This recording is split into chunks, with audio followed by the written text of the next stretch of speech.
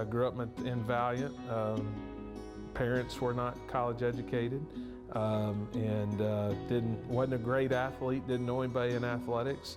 I'm blessed to be here, lucky, probably some divine intervention. I'm a person of faith, and so I think God has opened some doors for me, and I'm grateful for those. Our new head football coach, Seth Luttrell. Another Oklahoma boy runs your football program from Muskogee, Seth Luttrell. What kind of an impact has Coach Luttrell made on this? He's made a tremendous impact. You know, he came in with a boldness.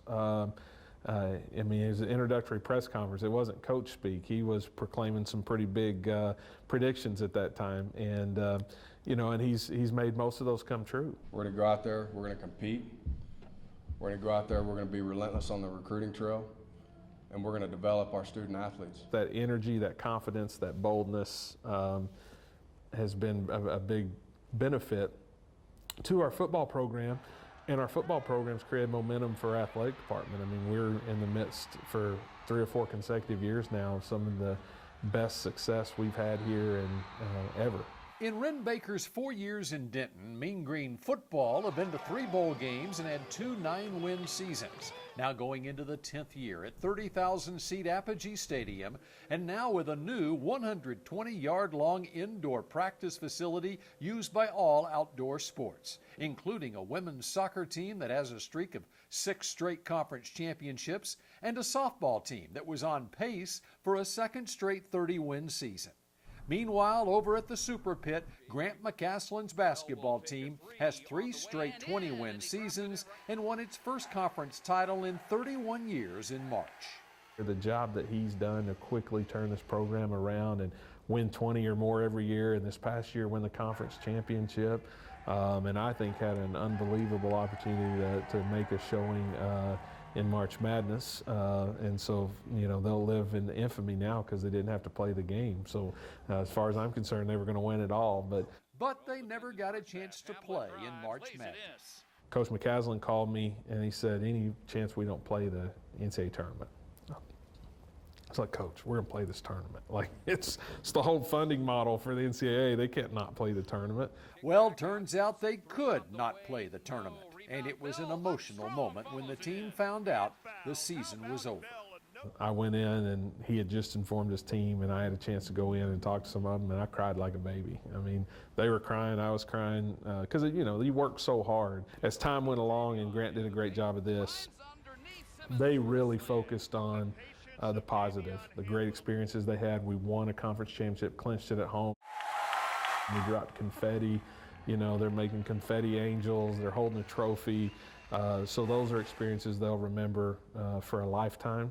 It was an especially rewarding season for Wren Baker, who got his start in basketball 2 decades ago at Oklahoma State, working 4 years for Hall of Fame coach Eddie Sutton, who passed away last month at age 84. And I learned so much from Coach. Just an unbelievable leader of people. Lessons learned from Coach Sutton have helped Wren Baker navigate the most unique times in college athletics. Worst case scenario isn't a pretty scenario, but I think if you know that within a year you can kind of get back to normal and rebound from a revenue perspective, that you can find a way to survive.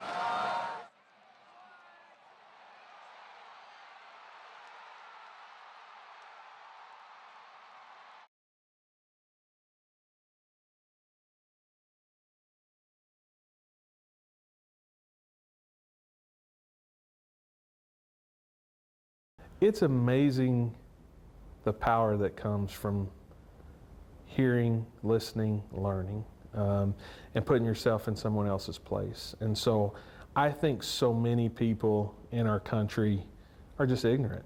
And I don't mean that in an insulting way. I just mean that they don't know the experience. And so I've learned so much just from talking to our student athletes, our coaches. We all have a role to play.